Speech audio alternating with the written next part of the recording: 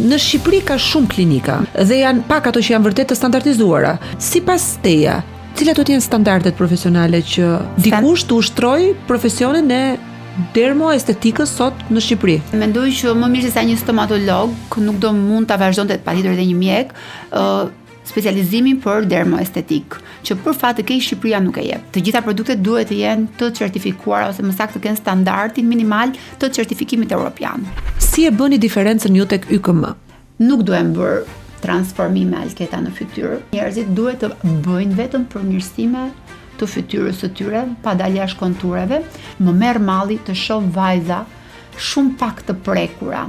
Cilat janë problemet më urgjente estetike që shikon ti me syrin tënd tashmë të kalitur? Filleri bëhet për çështje përmirësimi dhe jo ndryshimesh radikale në fytyrë. Në të kundërt, depozitimi i tij në sasi të mëdha bën shumë të vështirë edhe shkolitjen dhe heqjen e tij nga trupi. Ta pushtoi zemrën turku. Po, jemi dashuar me gjuhën e shenjave sepse asnjëri nuk dinte gjuhën e asnjërit nga ne. Kur u ktheve nga Turqia në Tiranë dhe vendose të rikthehesh këtu në vendin tënd, më thej që ke kaluar një periudhë nga më të vështirat e jetës tënde. Pse? Sepse unë nuk isha mësuar dhe nuk e kisha kuptuar se sa e vështirë është të përballësh me mundësitë e punësimit. Kërkoja për të gjetur 30 lekë që kushtonte autobusi në çantë. Ku është e veçanta e Clea Lips metodës tënde? Përpiqem të bëj maksimumin në bazë të anatomisë së formave të fytyrës. Më the për double chin-in që ishte një produkt fantastik, magjibërës. Se bën një lloj minimizimi dhe krijimi të konturit, duke eliminuar dhjamin përreth gushës, por është një produkt që përdoret edhe në zona të tjera të trupit në doza të caktuara. Burrat shqiptar si e kanë raportin me estetikën sot? Janë pacientë tuaj? Shumë të mirë. Raport shumë mirë me estetikën. Çfarë bëjnë burrat? Filler në zonën nazolabiale, patjetër që mund të bëjnë dhe buzët, patjetër që mund të bëjnë jawline. Një nga gjërat më të bukura për të cilat ti flet me shumë krenari është linja e kremrave Tomris. Është një brand totalisht i imi i krijuar nga forca e gruas, për të cilën ai mbart edhe emrin nga Tomris Hatun, që është femra e parë në historinë përpara Krishtit, e cila ka bërë të mundur rimarrjen mbrapsht të gjithçkaje që i morën pushtuesit.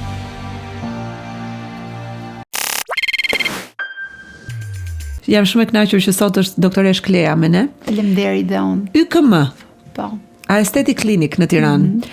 Shiko, shumë njerëz e kanë spikatur këtë podcast dhe ndonjëherë më kanë shkruar në Instagram njerëz që i kanë referuar klientë, që i kanë referuar edhe më kanë tërhequr vëmendjen për historinë e tyre apo për profilin që kanë pasur në Instagram edhe i kanë ftuar që të vinë këtu.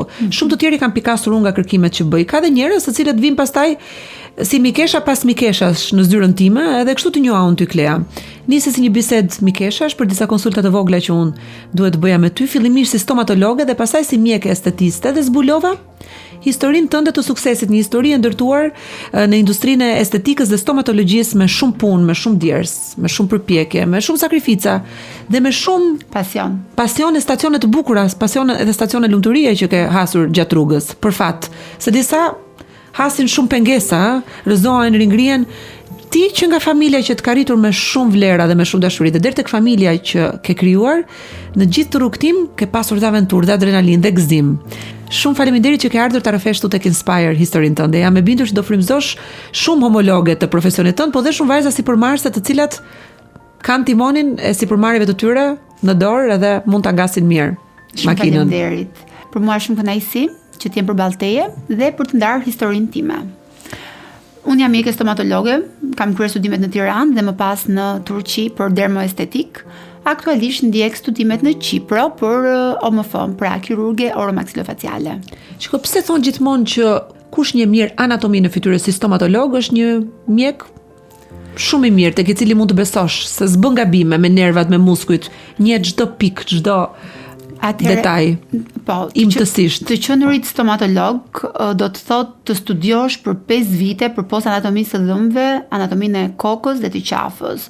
Dhe mendoj që më mirë se sa një stomatolog nuk do mund ta vazhdonte patjetër edhe një mjek specializimin për dermoestetik, që për fat të keq Shqipëria nuk e jep.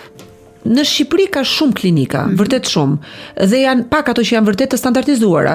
Klinika nuk e bëjnë pajisjet, nuk e bën as lokacione, as investimi i madh që bëhet për të befastuar me shërbimin e mrekullueshëm klientët. Në fillim fare është kur cili është mjeku të cilit unë do t'i besoj fytyrën time. Sipas teja, ti je mjeke me disa diploma e specializime. Cilat do të jenë standardet profesionale që dikush të ushtroj profesionin e dermoestetikës sot në Shqipëri? Alketa, do të them 4 gjëra që unë mendoj që janë thelbësore dhe që unë do kisha menduar paraprakisht. E para është më e rëndësishme është mjeku, pra kush është aplikuesi që do ta bëj këtë ndryshyrje apo mini ndryshim. Të mendosh për shembull që ka vajza të cilat bëjnë shumë pak javë kurse dhe marrin gjilpërën edhe injektojnë botoksin në nervin e gabuar, marrin guximin edhe të shkojnë vetë. Unë kam përshtypjen që sa më pak të dish aq më guximtar je, megjithatë do ta diskutoj pak më vonë këtë. E dyta do të ishte çfarë produktesh përdorin. E treta, mund të ndalojmë pak këtu, të lutem? Po. A jepni juve një certifikat të vogël të produktit, një barkod, ka një kartel klienti, domethënë ka një kartel. Pyesin klientët se çfarë po injektohet, çfarë filleri, çfarë cilësie botoksi, çfarë. Kryesisht nuk pyesin, por unë përpiqem që të jem shumë e kujdesshme dhe nga eksperiencat e mia të mëparshme, duke hapur gjithçka në sy të pacientit për mos të pasur prapa mendime, që të jem me sinqert ndos në disa njerëz pasi kryejnë procedurat. Çdo gjë ngjitet në kartel, ata mund t'i bëjnë foto ose mund t'i bëjnë një fotokopi dhe ta marrin me vete. Pra dhe kur klienti nuk e ka sensibilizimin e dur, informacionin e dur, e informon mjeku, duhet ta informoj për etikë. Duhet bërë, më pas mund të bëjnë kërkimin e tyre në Google dhe të gjitha produktet duhet të jenë të certifikuara ose më saktë të kenë standardin minimal të certifikimit evropian. Pra, e treta është mirësjellja dhe energjia që më jep klinika. Do doja të kisha përballë një mjek empatik dhe unë, duke ditur gjërat që dëshiroj, përpiqem të afroj sa më mirë njerëzve që vinë në klinikën tonë. Thonë që estetistët më të mirë janë dentistët. Çfarë avantazhi kanë dentistët në këtë fushë? Unë jam shumë e lumtur që ka një shprehje të tillë, sepse për disa kohë më është dashur të merrem me faktin se sa të mirë informuar dhe sa të zotët janë dentistët në përcaktimin e muskujve të fytyrës, të nervave, të tripleksit që kalon në zona të ndryshme dhe çfarë rrezikësh do të bëheshin nëse këto nuk do të respektoheshin. Dentistët janë të vetmit që mund të kryejnë injeksione jashtë fytyrës të tipit në nervin infraorbital ose injeksione të brendshme. Pra, ne jemi të vetmit që në vitin e parë ose të dytë të stomatologjisë bëjmë të mundur injeksionet në fytyrë edhe nga jashtë. Se sa respektohet, kjo është një tjetër çështje, por dentistët janë dhe duhet jenë shumë të kualifikuar nga ana e njohjes anatomisë dhe fiziologjisë së fytyrës. Cilat janë emergjencat që mund të ndodhin në dhomën e injeksioneve? Dhe të ka ndodhur ty diçka që të ka vendosur vërtet në një sfidë shumë të madhe profesionale, të ka vendosur në alarm? Më ka ndodhur vite më parë dhe që nga ai moment përpiqem të jem shumë e kujdesshme dhe të parapri çdo situatë emergjente që mua mund të më ndodh. Mund të filloj me një gjendje lipotimie, që është rënje të fiktit, që është një situatë shumë e shpeshtë dhe tash është normale sepse njerëzit edhe kur shohin pak gjak mund të kenë një këputje të lehtë të trupit, mund të ndodhi një reagim alergjik. Ndaj anestezisë apo jo vetëm ndaj ndonjë medikamenti? Jo, një reagim alergjik jo ndaj anestezisë. Nëse ndodh ndaj anestezisë, ato janë fatalitete që mund të ndodhin ndaj anestezisë, por mund të përshkruajmë këtu reagimin e trupit ndaj adrenalinës, që është një gjendje ku trupi aktualisht në presionin e një stresi, sepse do të kryejë një injeksion dhe frikës përballë injektuesit, prodhon më shumë adrenalinë. Kjo ndihet në stomak. Më pas një injeksion për të mpirë lokalisht një zonë të caktuar, nëse bën fije ose bën ndonjë trajtim i cili bëhet me kanjul ose kërkon injeksion të përzier me anestetik lokal. Nëse ai anestetik ka adrenalin, atëherë ajo mund të çojë në një situatë alarmante, mund të ketë marrje mend, çarsim sysh, marrje fryme dhe çfarë bëni ju në atë moment? Thjesht mundohemi të ngrejmë këmbët lart, pak alkool, e lëm të qetësohet, pak ajër dhe kalon. Të ka ndodhur në një situatë për të cilën nuk e qenë e përgatitur nga shkolla ose edhe nga praktika, nuk kam qenë e përgatitur. Përvojat praktike që ke pasur deri në atë moment për shembull. Më ka ndodhur përpara 5 vitesh, ka qenë situata ime e parë që unë përballem me një vajzë e cila kishte ditën e fejesës, një javë pas injeksionit që do bënte, filler në një zonë të fytyrës, ishte shumë e dobët, ishte pa ushqyer. Në anamnezën që i bëra, më tha që kishte ngrënë ushqim, por më pas më treguan që nuk kishte bërë. kishte shumë frikë nga gjyqëpëra dhe këtë nuk e dija. Me atë dëshirën për të bërë një gjë të bukur, e bëra procedurën dhe pasi mbaroi procedura, ajo pati një gjendje të fikti, mendova unë në moment. Fatmirësisht e kisha akomoduar në poltronin tim dentar, duke qenë se ai më jep komoditet për të bërë këtë menaxhimin e rasteve emergjente, por ishte thjesht një rastësim dhe pash që vajza, duke kaluar sekondat, nuk po kthehej, përkundrazi ishte traumatike për gjithë ne, filloi të pasi unë i bëra gjithë ndihmën e shpejtë që unë mendoja që ishte një ndihmë e shpejtë, ngrita këmbët lart, alkool. Ishte në momentin që gjuha e kishte bllokuar rrugët e frymarrjes dhe unë këtë nuk e kuptova. Dhe thirrja ime e fundit ishte emri tim shoqi, i cili ndodhej aty fatmirësisht dhe ai gjak ftohtë sepse trajnimet që ata bëjnë në Turqi janë të shumta dhe çdo muaj, bëri lëvizjen e thjeshtë të zhbllokimit të rrugëve të frymarrjes dhe ajo brenda më pak se sa një sekond u rikthye dhe ishte çdo gjë shumë mirë. Ai ka qenë momenti që unë vendosa të bëj një trajnim të mirëfillt për emergjencat klinike. Por unë edhe pse një studente shumë e devotshme, këtë lloj teknike nuk e dija. Si ishte kjo teknikë për kuriozitet? Atëherë, do të mbash dorën në pjesën e sipërme të kokës dhe njërin nga duart te pjesa e qafës dhe do ta kalosh kokën mbrapa, që të kesh mundësinë të lirosh rrugët e frymarrjes, nëse provon tani ti kuptosh se sa kollaj ndodh. Po, e vërtet. Dhe ti e ndjen lirimin. Dhe gjua shkon në vendin e vet. Dhe jo vetëm për rastet kur shkohet tek dermostetisti, por për çdo rast tjetër në jetë, apo jo. Ta dim se ndihmojnë njerëzit me këtë. Një nga vajzat e stafit tim pasi e mësoi këtë, më tregoi që kishte shpëtuar një jetë në autobus. Po faleminderit doktoresha që na e the këtë gjë. Të ka ndodhur mas një rast i ngjashëm gjatë karrierës tënde? Rast i ngjashëm më ka ndodhur, por shumë kollaj të menaxhueshme sepse kur ti hap dyer drejt një dije siç është menaxhimi i emergjencave, je përgatitur për gjithçka. Më ka ndodhur të injektoj edhe atropin poshtë zemrës sepse pacienti nuk kishte më puls. Dhe na u desh ta rikthenim në jetë, domethënë raste të rënda, por që për 8 vite punë duhet jesh i përgatitur për të ndodhur gjithçka.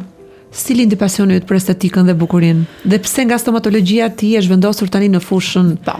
Atëherë unë që fëmija estetikës. Kam pasur fantazi për të bërë më të mirën e njerëzve që shikoja përballë, të tipit zyshat në orën e historisë. Unë fantazoja se si mund t'i bëj make-upi, sepse në ato vite atëherë nuk kishte injections, por make-up ose rregullime flokësh mundja të pikturoja dhe kjo, duke qenë se ka qenë një pasion imi për të bukurën, më dha mundësinë ta drejtoj jashtë stomatologjisë pjesën e përmirësimeve në fytyrë dhe kam pasion. Kontakti im i parë me zgjedhjen e profesionit të stomatologut ka qenë kur në moshën 6 vjeçare kam humbur dhëmbin tim të parë duke luajtur jashtë në obor. Më pas për të ruajtur hapësirën nofullën, prindrit e mi më ndoqën me një mjeke që unë e kam dashuruar dhe më bëri ta dashuroj si profesion, duke thënë dhe në fesën e abetarës sikur tritem dua të bëhem stomatologe. E artikulove që 6 vjeç. Po, është në videon tim me të abetares. Wow. Dhe ishte babi në fakt ai që ma ka injektuar këtë mendim, duke dashur gjithmonë që ti do bësh një zanat, që ti jesh e zonja, të bësh më të mirën dhe ti jesh e zonja e vetes. Ti ke një vetbesim që transmeton besim dhe për pacientët. Dhe make-up artistja ime Eriona të përzgjodhe si një nga njerëzit më adapt për ndryshimet dhe prekjet e vogla estetike që bëhen në portret. Ajo të kishte mike dhe të njëjtë prej vitesh dhe na njohu bashk. Po. Dhe në fakt kur hyre dhe pash Instagramin tënd, pash se sa bukur ti artikulon dhe elokuenca mendova e ndihmon kaq shumë njeriu të transmetoj dijen, përvojën, po edhe dëshirën dhe pasionin që ai ka për profesionin e tij. Të ka ndihmuar të kthen ty kjo se të shikoj që në marketing digital ti je gjithashtu shumë kreative. E komunikon shumë bukur punën që bën me një natyrshmëri të admirueshme. Dhe unë që e kam smundje profesionale të folur, i shoh njerëzit shumë nga kjo optikë dhe kam kështu një vlerësim i respekt për ata që shprehen bukur. Mami thotë që unë që fëmijë kam pas këtë aftësi. Domethënë ka qenë një aftësi e imja që e vogël. Që e kanë spikatur, merja pjesë në fjalimet e shkollës. Nëse kishte diçka që isha në mëdyshje, fakti që unë në fëmijërinë time e thoja, prindrit e mi e besonim sepse unë e kisha edhe ta përcjellja bindjen, por gjithmonë duke thënë të vërtetën patjetër, por që ka qenë një aftësi e imja. Më ka ndihmuar shumë. Përpiqem të jem shumë korrekte në punën që bëj dhe përpos elokuencës të shkoj paralelisht puna e mirë dhe sqarimi i mirë dhe kjo e drejta dhe e vërteta dhe karakteri i mirë më ka bërë që të rritem çdo ditë. Të ndihmon bashkëshorti turk, është mirë kuptues, është sistem suporti, se shoh që po kujdeset për bebin tjetër në shtëpi. Është i mrekullueshëm. Edhe në punë të ndihmon dhe të mbështet apo jo? Po, ne punojmë bashkë, patjetër që ai bën dhe gjëra të tjera, por ka qenë suporti më i madh i asaj që ne të dy kemi ngritur, pavarësisht se në pamje të parë jam vetëm unë, backstage është ai. Dhe unë mendoj që ai për jetën tonë dhe për pjesën tonë profesionale ka qenë si një busull në jetën time.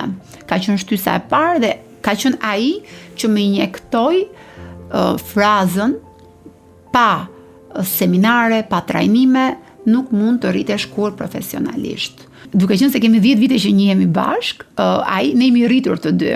Kështu që njiheni dhe që jetoni. Që njihemi dhe që jetojmë, 8 vite që jetojmë. Po, 10 që dashurojmë dhe 8 që jetojmë. Shumë bukur. Po si lindi kjo dashuri? Turqit na pushtuan 500 vjet, na kursyen dhe këto 10 vitet e fundit. Ta pushtoi zemrën turku. Po. Jemi dashuar me gjuhën e shenjave sepse asnjëri nuk dinte gjuhën e asnjërit nga ne. Vërtet, që ai nuk komunikonte as anglisht. Domethënë vërtetohet këtu që dashuria është energji, s'ka nevojë për fjalë shumë. Absolutisht, është energji dhe unë jam njëri që veproj me energji, por thjesht duhet të jesh pak më i pjekur në moshë të kuptosh që ajo që vërtet ti kupton nuk është kimia, por është energjia, mendoj unë. E kishe ti vetë dijen për ta kuptuar këtë gjë atëherë? 10 vite më ra, si tani. Kur e kam parë atë, kam menduar, e kisha të sigurt se një ndjesi që s'm kishte ndodhur kurrë që ai do të ishte burri i jetës time. Unë atë do martohesha. Dua të di kontekstin. Konteksti është si ai që ti shpjegove vajzës time pak më parë, që dy tëllumbaske, dy fllutska të bukura me ngjyra të ndryshme, bashkohen bashkë për t'i dhënë jetë dhe formë të re dhe ngjyrë të re, diçka tjetër. Një hibridi magjik. Po. Si do ta përshkruaj ti atë moment? U pat dhe çfarë ndodhi? Si tu s'ka fjalë. Këtu ka vetëm aq ishte Alketa. Vetëm shikim, asgjë tjetër. Aty pastaj sfida për të arritur këtu ku jemi, po shumë dashuri. E kuptova. E njëjta gjë edhe për të? Nuk di të ta them nëse është e njëjta gjë edhe për të, po për mua ashtu ishte. Shumë dashuri nga të dy, por aq. Shkove ti tek ai apo erdhi ai apo erdhët të dy në një pikë? Erdhëm të dy ndoshta un pak më shumë. Është një film me metrazh të shkurtër, ka fituar dhe çmim. Janë 2 fëmijë të vegjël, njëri ka një tullumbac blu, tjetri ka një tullumbac të kuq, dhe në fakt nuk shkon djali tek vajza, por shkon tullumbacia blu tek tullumbacia kuqe. Dhe ideali e ndjek. Domethënë energjia është përpara njeriu dhe këmbët njeriu, apo jo? Po. Patjetër. Po. Është shumë e bukur kjo. Dhe pastaj njëjta gjë ndodh me vajzën dhe pastaj takohen të dy në një pikë. Po. Më në fund. Kështu ndodhi edhe me juve? Mesi i art, nëse do më duhet ta quaj mesi i art, ka qenë momenti kur ne kemi filluar të jetojmë në Shqipëri të dy. Patjetër që ka pasur disfata dhe vështirësi, sepse një i huaj në Shqipëri që la gjithçka për të mirën e të dyve, pa ditur gjuhën, pa mundur do të filloj punë që ati shkonte për shtatë dhe në lidhje me profesionin e tij. Ai la gjithçka për ty në fakt. Ai la jetën që po bënte atje, dhe punën dhe familjen. Mendon që bëri mirë? Unë mendoj që ka bërë zgjedhjen e duhur. Sigurisht që po. Sepse ne e provuam atje jetesën dhe ishte jashtë komoditetit që na ofronte ne dhe që tani e kuptojmë se sa komoditet na jep ne Shqipëria. Unë flas në emrin tonë dhe them sigurisht që po ka bërë zgjedhjen më të mirë se unë me latë vajzave shqiptare dhe po mendoj që përderisa ju keni bërë një zgjidhje të maturuar dhe zgjedhje të udhëhequr nga dashuria, e mirë menduar nga ana e tij. Nga ana ime unë kam qenë në dilemë. Nuk mu desh ta merja mua si vendim. E ka bërë ai këtë hap. Dhe kur kthej kokën pas, mendoj që sa mirë që e ka bërë, sepse nuk e di nëse do ishim në të njëjtat kushte tani atje. Kështu që mos e quajmë sakrificë, le ta quajmë zgjedhja më e mirë. Njerëzit do jetojnë kudo në çdo vend të planetit ku jepet një oportunitet i mirë apo jo. Aty ku është oportuniteti më i mirë dhe na jep të dyja palëve të mira, ta përqafojmë apo jo, të mos e quajmë sakrificë. E pëlqen ti konceptin e sakrificës në dashuri? Alqeta, unë dhe partnerim kemi bërë sakrifica në dashuri, dhe duhem bërë, por nuk jam pro konceptit 100% sakrificë në dashuri. Unë mendoj që duhet jemi pak më larg pamës dhe të kuptojmë se çfarë do të ishte më e mira, por të na bërë ne të lumtur, jo të heqim dorë nga lumturia. Por të sakrifikojmë gjërat e vogla për t'i dhënë më shumë mundësi dhe oportunitet dashurisë dhe kushteve optimale tonat. Kur u ktheve nga Turqia në Tiranë dhe vendose të rikthehesh këtu në vendin tënd, më the që ke kaluar një periudhë nga më të vështirat e jetës tënde. Pse? Ka qenë periudha më e vështirë e jetës time sepse unë nuk kisha mësuar dhe nuk e kisha kuptuar se sa e vështirë është të përballësh me mundësitë e punësimit, me të pasurit vështirësi ekonomike, duke qenë se fatmirësisht mendoj dhe uroj që të kem mundësinë t'ia ofroj dhe fëmijëve të mi, mos ta shikojmë vështirësinë ekonomike që unë e kam djerë në një periudhë vetëm 4 mujore, por që kanë qenë si 4 vite dhe tani që e shikoj e kthej kohën pas, mendoj si ka mundësi më është dukur aq e gjatë. Ka pasur raste që nuk i gjeja ose më saktë kërkoja për të gjetur 30 lekë që kushtonte autobusi në çantë. Më vjen keq, por mendoj që ka qenë një fazë që na shtyu të ishim më kërkues ndaj vetes dhe të bëjmë hapa për të na çuar dhe për të merituar mundësitë që ne i ofrojmë vetes tonë tani. Uria e hapur eksin në fakt për të bërë më shumë punë, më shumë sukses. Absolutisht po. Edhe pse nuk do doja që fëmijët e mi ta provonim, do doja më shumë t'i edukoja me ndjenjën e biznesit dhe të punuarit korrekt për të arritur ata që ata meritojnë, duke qenë njerëz të drejtë, por jo duke ndjerë vështirësinë ekonomike, këtë nuk do e doja kurrë. Dhe kur u shfaq për juve Ylberi me 7 ngjyra dhe ndroi? Ylberi me 7 ngjyra nuk u shfaq menjëherë. Nuk mendoj që ka një Ylber me 7 ngjyra që shfaqet nga e papritura, por ka shumë punë dhe shumë sakrificë nga të dyja palët në jetën tonë.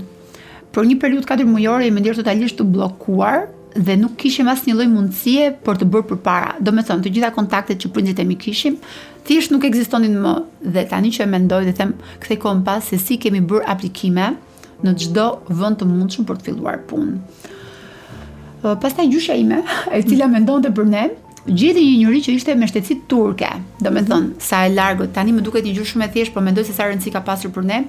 Ai ka qenë një njerëz që na ka ndihmuar shumë dhe ka qenë dita më e lumtur e jetës time kur mora vesh që im shoq të fillonte punë në Shqipëri, edhe pse paga nuk ishte fare rëndësi. Mjafton që u integroi në sistem. Dhe u hap dera e mirë, që do vazhdonte të sillte dhe të pasonte shumë dyra të tjera të mira. Pastaj erdhi bereqeti, më pëlqen kjo fjala bereqet, është si begati, kështu si mbarsi. Bereqeti është vërtet fjalë shumë e bukur dhe për ne ka filluar kur im shoq vendosi që ne të hapim një klinikë estetike. Ai më tha, Klea, you lead the lead dhe unë kam besim të plot te ty që ti mund t'ja dalësh të bësh shumë e suksesshme. Suksesi nuk e di se si matet, por unë mendoj që të kesh shkallë për të kuptuar se ku ke qenë dhe ku je dhe se çfarë bën çdo ditë për të përmirësuar është çelësi i ti. Siç e ceka edhe në fillim të kësaj bisede, klinika estetike ka pafund në kryeqytet. Si e bëni diferencën ju tek YKM? Atëherë diferenca është pak e vështirë të flasësh për diferencën në një vend ku ka kaq shumë klinika estetike për sa i përket pamjes së klinikës, hapësirave të saj, aparaturave që mund të disponosh. Mendoj që diferenca e vërtet është në thelbin e asaj që ne tash edhe kemi humbur si koncept, puna e mirë dhe siguria e shëndetit të pacientit. Nuk duhem bërë transformime alketa në fytyrë dhe koha dhe social media që po e udhëheq këto trende po e vërtetojnë që njerëzit duhet të bëjnë vetëm përmirësime të fytyrës së tyre, pa dalë jashtë kontureve, sepse me thënë të drejtën dhe mua tani më merr malli të shoh vajza shumë pak të prekura. Ti e dallon menjëherë kur e shikon një portret, besoj, jo? Absolutisht. Edhe kur më thonë që nuk e kemi bërë dhe janë në prezencë të dikujt tjetër, unë nuk e zgjas, edhe pse ma tregojmë më pas, jam e sigurt në gjërat që bëhen. Takon me qindra vajza, edhe djem besoj, vinë në klinikën tuaj. Cilat janë problemet më urgjente estetike që shikon ti me syrin tënd, tashmë të kalitur, edhe kur bëhet fjalë për procesin ngriva-shkriva, do me thënë ti sheh një fytyrë të bërë dhe të punuar jo bukur dhe thotë do ta shkrim që ta ribëjmë. Çfarë të ka bërë më shumë përshtypje? Çfarë ta vret syrin? Besoj që ti kur e sheh një portret e kupton menjëherë, diagnostikon, thua ka prekur këtu, ka bërë këtë gabim, këtë e ka mirë. E dallon besoj. E dalloj menjëherë. Dhe ajo që më vjen keq përpos kërkesave që njerëzit kanë, është të mos kursesh në sasi filleri për të injektuar në fytyrë. Do me thënë, ka një limit dhe ka një qasje bukuria dhe naturaliteti. Të pasurit shumë filler dhe overfilling në fytyrë nuk është e bukur. Në rastet kur kemi nevojë për ndryshime kockore, ekzistojnë dhe operacione dhe shpresoj që njerëzit të ndërgjegjësojnë që sa më shumë ndërhyrje kirurgjikale në zonat që duhet në fytyrë të bëhen, ajo gjë nuk e zvendëson të pasurit shumë filler. Filleri bëhet për çështje përmirësimi dhe jo ndryshimesh radikale në fytyrë. Në të kundërt, depozitimi i tij në sasi të mëdha bën shumë të vështirë edhe shkolitjen dhe heqjen e tij nga trupi kohë më pas. Po hiqet 100%, shkrihet me metodën e shkrirës apo jo 100%? Në studimet e fundit, po thuhet se nuk hiqet 100%. Kjo është për të parë nëse eliminohet 100% apo jo, por patjetër një sasi e konsiderueshme eliminohet dhe këtë e vërteton dhe puna që ne bëjmë çdo ditë. Shkalla përmirësimit, mbasi sheh një fytyrë që është shumë e dëmtuar, overfilled, shkalla e përmirësimit është e kënaqshme 100%. Po, 100%. Sa është koha e shkrirjes së një zone, për shembull mollzave që është e mbi ngarkuar me filler dhe jo me filler cilësor? 2 javë do të ishte më se mjaftueshme për t'i lënë pak kohë edhe vet kolagjenit të trupit ton të riformohet. Dhe pastaj rindërton me delikatesë, me dorën tënde vet. Po. Ke injektues të tjerë në klinikë apo je kryesorja? Jam injektuesja kryesore. Se është procesi pa delegueshëm, është duhet besim shumë i madh dhe kualifikim i mirë i kolegëve apo jo? Të gabosh. Nuk të lejon të gabosh. Të gabosh një herë humbet pacient dhe ne jemi këtu për të arritur punën tonë. Cila është zona që shkrin më shumë vajzat në klinikën tënde për ta ribërë më mirë me ty? Buzët. Po. Është e vetmja zonë që kupton që shumë pak vajza kanë mbetur pa i bërë, dhe duke qenë se është bërë dhe trend të shtosh volumin në buzë sepse i bën të ndihet mirë. Aplikimi me sasi të mëdha e shtyn fillerin dhe fillon dhe migron duke krijuar dhe mini rrudha ose mini linja në fytyrë ose relievi kështu me dallg i dallgëzuar, që nuk janë të bukura pas një farë kohe. Kam dëgjuar që ti realizon ndërbuzët më të bukura në Tiranë dhe jo me metodën e Russian Lips apo jo? Është një metodë tjetër e jotja, me sa kam dëgjuar? Alkita, nuk më pëlqen të ndjek trendet të tipit Russian Lips dhe nuk i dua t'i ndjek, do preferoja shumë t'i krijoja dhe kush më beson arrinte vjen tek unë për të pasur atë që unë bëj. Në një madje nga videot që unë kam bërë, që bëj një rating të buzëve në vende të ndryshme dhe forma të ndryshme, kam vendosur një palë buzë të bëra nga unë dhe i kam quajtur Class Lips.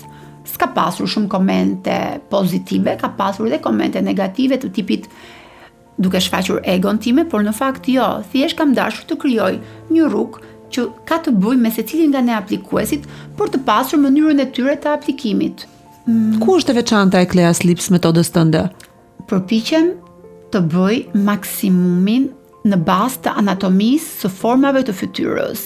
Pra, në rast se kati joti poshtë me fytyrës nuk të lejon të kesh buzë të mëdha, por buzët janë të vogla dhe ka nevojë për sistemim, pra ekziston një problem, atëherë i sistemojmë sipas matjeve dhe formave që të lejon fytyra jote. Në rast se dëshiron të bësh buzët, po ndërkohë ke kat të mesëm të paformuar me deficiencë në zhvillimin kockor, atëherë më vjen keq, unë buzët nuk i bëj. Më duhet të merrem me atë që do të godasi në fytyrën tonë, dhe pra të themi qershin mbi tort. Ato janë një hap më pas buzët. Një mike ime ka bërë një transformim të jashtëzakonshëm edhe të anatomisë së buzës, ka bërë një prerje të pjesës së sipërme të buzës, midis buzës dhe hundës. Ka bërë një ndërhyrje kirurgjikale. Nuk e di se si quhet kjo ndërhyrje kirurgjikale, bëhet kështu si e përthyer pak pjesa e lartë me buzës dhe pastaj i ka bërë dhe filler, e ka transformuar plotësisht pjesën e poshtme të buzës. Për mirë apo për keq? Mu duk bukur. Të duk bukur. Më mirë se që kishte patjetër. Po, patjetër. Unë jam shumë dakord për ndërhyrjet kirurgjikale kur buza vërtet ka nevojë sepse nuk të lejon ty të injektosh filler. Pra, ka tipologji anatomike të buzëve, të cilat janë shumë të ngurta. Në momentin që ti aplikon filler, ai fillon dhe të i kalon në zona të tjera dhe ti sado mund të kesh dëshirën dhe profesionalizmin të arrish diçka të bukur, thjesht anatomia e saj nuk ta lejon. Vet duke shumë elegante në portret. Nuk ke asnjë zonë të fryrë, të overmbushur. Dukesh e gjitha e prerë bukur, buzë natyrale. Mund ta di çfarë prekjesh ke bërë në fytyrën tënde, nëse lejohet të pyes? Patjetër që të lejohet të pyesësh, edhe do të thosha edhe diçka tani, prandaj po mendohesha. Babi im nuk është dakord me fillerin që unë kam bërë në fytyrë. Pse nuk është dakord babi? Do me thonë kohët e fundit ka filluar të mos ndihet më duke parë që kjo është puna që unë bëj, por ka qenë ndër kritikuesit më të mëdhenj të fillerit në fytyrë. Dhe e kuptoj deri diku, por Alketa, babi ka qenë kundra operacionit të hundës time, ka qenë një gjë shumë e vogël. Edhe babi im kështu thoshte, si e bëra operacion këtë hund mor bir. Ishte gjëja më e bukur, e kishte njësoj si unë. 20 vjet nuk pushoi babai më ndir duke më bërë të vërtetë. Kush është e bukur, që unë pasi e bëra, babi më tha sa mirë që e bëre, të keqen babi. Kështu që ai e ka kuptuar që unë bëj zgjedhje të mençura edhe të duhura. Kështu që nuk e tej kaloj. Po dhe babi më dakordoi me këtë gjë pastaj në kohë, por i erdhi gjithmonë keq që një gjë që ne kishim njësojt për bashkët unë e preka pak. Unë e kisha shumë problem mundën. Shumë problem, e kisha kompleks dhe më ndihmoi edhe në vetbesim. Dhe mendoj që ka bërë mirë portretit. Mendoj që ke bërë shumë mirë edhe pse unë e kam parë hundët unë në videot e mëparshme dhe ka qenë shumë e bukur gjithmonë. Faleminderit shumë, nuk ka qenë aq e bukur hunda, po unë e kam bërë shumë vite më parë, kur metodat nuk ishin kaq të avancuara dhe me ca defekte të vogla që mbetën, po nuk pata kurajë asnjëherë ta riprek më dhe lash ashtu me imperfeksione. Kuptova në një moment jetës time që shikoj dhe imperfeksioni bën atë perfeksion. Jo perfeksionin, po bën të bën të dihesh unik. Të shoh njerëz që kanë imperfeksione të gjithë drejt kërkesave të simetrisë absolute dhe ka ardhur një pikë që e shikon kaq dëndur, saqë kur shoh vajza të paprekur e themi është shumë e bukur. Kaq shumë më kanë intimiduar mua, edhe mbasi hundën e kisha bërë operacion 20 e ca vite më parë me metoda të tjera fare, jo me këto metoda sot. Nuk e ribër asnjëherë për herë të dytë hundën se kisha shumë frikë. Kam pasur një imperfeksion të vogël, deviacion të vogël tek pjesa e majës se kaq mundi të bënte ai mjeku që zgjodha unë aq vite më parë, isha shumë e lumtur se nga çisha me çub isha e gëzuar, po estetika avancoi në mënyrë të frikshme. Edhe goca tani kanë atë hundën Barbie perfekte, të gjitha ato që e bëjnë në këtë kohë. Hey, thash një moment vetes time përpara pasyrës, imperfeksioni të bën unik. Përcakton identitetin tënd. Prandaj ti je një në kaq miliard. One in a million. Së fundi këto vite ka më shumë rëndësi kjo. Po shumë të këndshme vajzat që kanë pak rudh mimike, që s'kan atë frozen face, ka një lezet edhe kjo. Po, së fundmi edhe më shumë. Dua të shoh sa më shumë njerëz të tillë. Kemi humbur vijat e fytyrës, nuk ka asnjë vi mimike më, asnjë. Se bën ato prekete vogla, po të ruhet pak. E vërtet. Vetulla që lëviz. Lëvizin? Po, mjaftueshëm. Edhe vetullat e tua dhe të mia janë në rregull. Çfarë prekësh ke bërë, kthehemi tek pyetja? Vetë ti çfarë ke zgjedhur për të përmirësuar pak? Atëherë, në varësi të luhatit së peshës, pas 2 lindjeve, pjesën e mollzave kam shtuar pak filler, filler në zonën nazolabiale, në vijat e buzëqeshjes. Është problem nazolabiale sepse graviteti thonë tërheq gjithmonë përposhtë dhe bien shumë shpejt përsëri. Po, por forca e gravitetit na tërheq të gjithë ne. Pra gjithë pesha jon varet nga forca e gravitetit, ne peshojmë sepse jetojmë në gravitet. Kështu që çfarë lloj prekje, për sa kohë që bëhet në zonën e duhur të fytyrës dhe në fashën e duhur, në metodën dhe produktin e duhur dhe në sasinë e duhur, arrin të shkojmë mjaftueshëm mirë. Tjetër çfarë kemi prekur? Kemi qëndisur diçka tjetër në portret? Po, kam bërë skulptrën, acidin polilaktik, i cili më ka dhënë mundësinë të kem një fytyrë pak më të tërhequr. E kam bërë 3 muaj më herët dhe është pikërisht momenti që nëse kam filluar të duken këto ndryshimet, jam e fat se erdha edhe te ty, thjesht pak më shumë tërheqje. Skulptra një herë në sa kohë aplikohet? Atëherë, një herë në 2 vite, por seanca e parë dhe seanca e dytë bëhen me diferencë kohore 3 muaj nga njëra tjetra. Në çfarë moshe sugjerohet? Atëherë, në momentin kur kolagjeni ka filluar të humbasi, kështu që unë mendoj në moshën pas të 30-tave. Po nuk mbush skulptra vetëm unifikon, nuk ndryshon dhe tërheq. Nuk jep volum, nuk ndryshon formë dhe përmas, por krijon në varësi të aplikimit dhe mënyrës se ku ne bëjmë tërheqjen, aktivizimin e kolagjenit, elastinës, fal acidit polilaktik që ajo ka brenda. Nuk ja shikon ndryshimet. Kush investon në skulptra, ja them që nuk do shikoni ndryshime për të paktën 3 muaj. Pastaj fillon edhe ndihet efekti lifting natyrale. Po, një konturim më i lezetshëm, një mbushje e zonës temporale më e bukur që t'i jep atë mundësinë e një pamje më rinore në fytyrë. Cilat janë shërbimet e tjera më in të momentit që do ja sugjerojë vajzave? Anticeluliti. Si bëhet? Keni aparatura apo injektoni diçka? Anticeluliti, i cili fal aparaturave shumë të mira që distributorët tanë në Shqipëri, nga kompanitë të huaja kanë sjell, kemi pasur efekte jashtëzakonisht shumë të larta, gjithashtu dhe injeksionet të cilat janë safe në dozën e duhur nga linja të duhura. Më the për double chinin që ishte një produkt fantastik, magjibërës. Po, unë harrova ta them, e kam bërë tek vetja ime, një produkt shumë i mirë, i cili është shumë i sigurt, nuk ka entje, nuk ka nxirje dhe jep efekte vërtet shumë të mira, patjetër në shumicën e njerëzve, sepse nuk mund të flasim asnjëherë në 100% të njerëzve që aplikojmë, duke ditur se organizmat tonë janë të ndryshëm dhe mënyra e eliminimit është e ndryshme. Ndër kaq vite punë dhe provim dhe testim të produkteve të certifikuara, ky ka rezultuar për mua më i miri.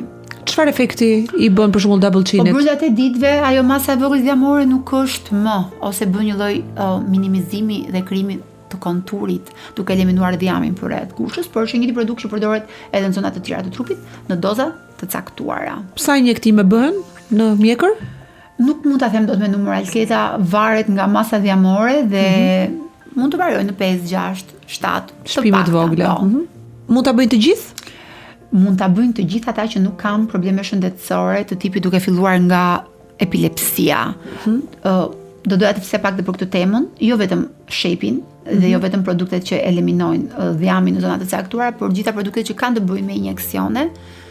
Nuk këshilloj dhe unë nuk aplikoj kurrë në njerëz të cilët për një apo disa arsye prej pak ose shumë kohësh vuajnë nga epilepsia. Madje as në shërbimin tonë dentar mundohem të jem shumë e kujdesshme për të ruajtur edhe sigurinë e tyre. Cilat janë pyetjet që i bën pacientit kur plotësohet kartela? Gjërat që duhet të di patjetër çdo mjek përpara se të marrë përsipër. Janë në trajtimin e ndonjë medikamenti aktualisht. Në rast se kanë kriza epileptike. Në rast se kanë alergji, besoj nga në qoftë se kanë alergji, në qoftë se kanë kryer ndonjëherë injeksione tek mjeku stomatolog, sepse dhe ajo mua më jep shumë informacion në lidhje me aftësinë e trupit të tyre se si reagon në procese të ndryshme. Në qoftë se kanë pas ndonjëherë gjendje lipotimie. Cili është shërbimi që kërkojnë më shumë klientët në klinikën tuaj? Filler. Të aplikojnë filler në zonat që ata kanë më shumë nevojë dhe përpara verës është trajtimi i celulitit dhe i lazerit. Këto janë trajtimet kryesore. Kam pyetur ndjekësit në revista Klas për shqetësimet e tyre që ti na japësh disa përgjigje dhe dua të na ndihmosh tani. Më kanë ardhur këto mesazhe. Unë dua një jawline shumë të theksuar. Kam bërë disa filler, por nuk kam rezultat. Çfarë duhet të bëj? Së pari, duhet kontrolluar muskuli masseter që është muskuli më i madh që merr pjesë në mbylljen e gojës dhe kafshimin.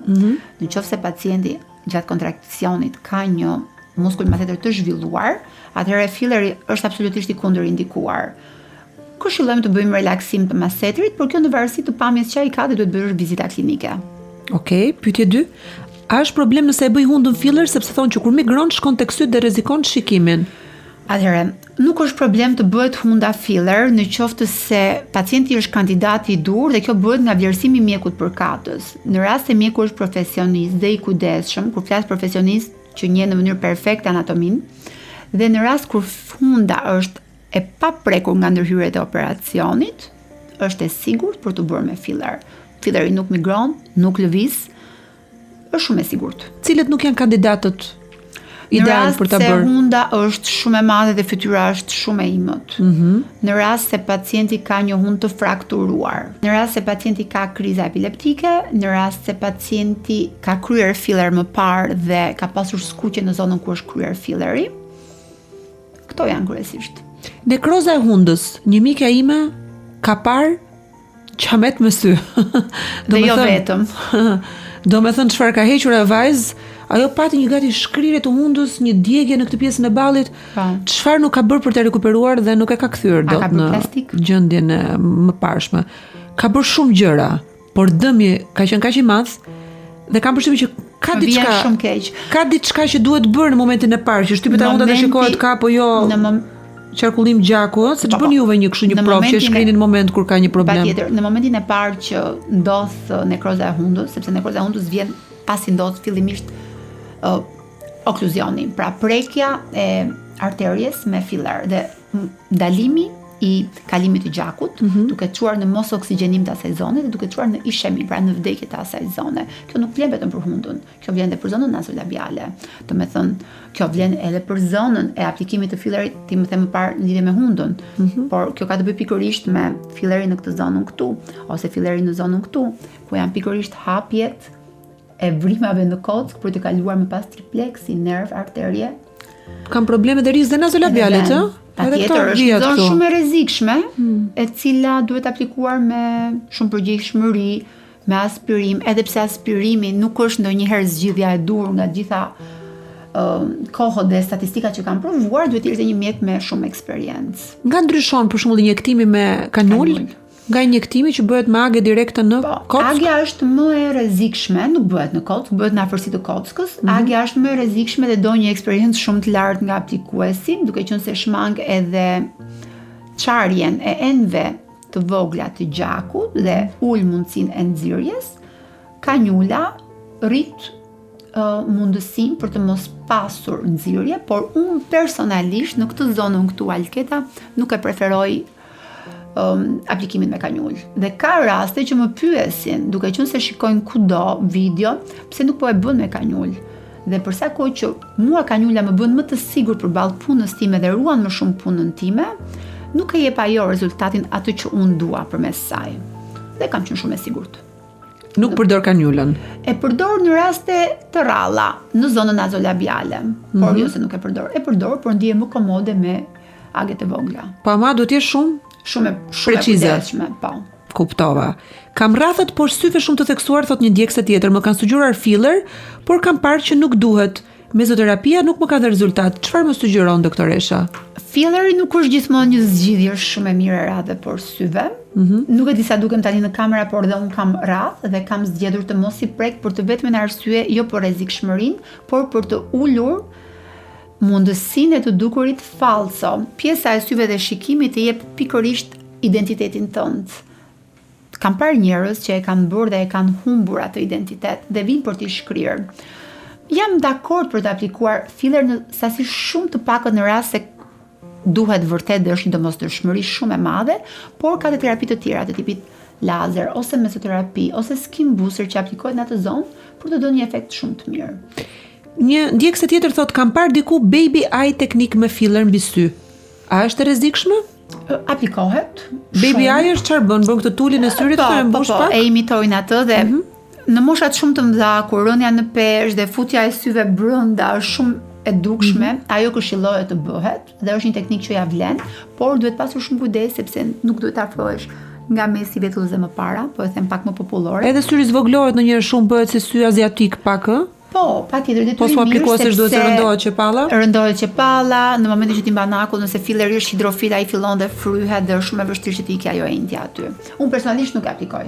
Burrat shqiptar si e kanë raportin me estetikën sot? Janë pacientë tuaj? Shumë të mirë. Raport shumë të mirë me estetikën, brenda kontureve maskiliste dhe të naturalitetit të tyre, por kanë filluar të jenë të ndërgjegjshëm që duhen bërë disa shërbime të lehta. Çfarë bëjnë burrat? Filler në zonën nazolabiale, patjetër që mund të bëjnë dhe buzët, patjetër që mund të bëjnë jawline, dhe mua më pëlqen ky theksimi i këndit mandibular me pak filler. Shiko. Po, ka shumë që i bëjnë. Një nga gjërat më të bukura për të cilat ti flet me shumë krenari është linja e kremrave Tomris. Tomris është vërtet fantastike. Të lumt. Faleminderit shumë. Si lindi kjo ide dhe ku do të shkosh ti me Tomris? Atëherë, në cilën lartësi dëshiron të ngjitesh, doktoresh Klea? Faleminderit. Unë kam bërë një përzgjedhje shumë të mirë dhe testim prej shumë kohësh, gati 3 vite e gjysmë të produkteve.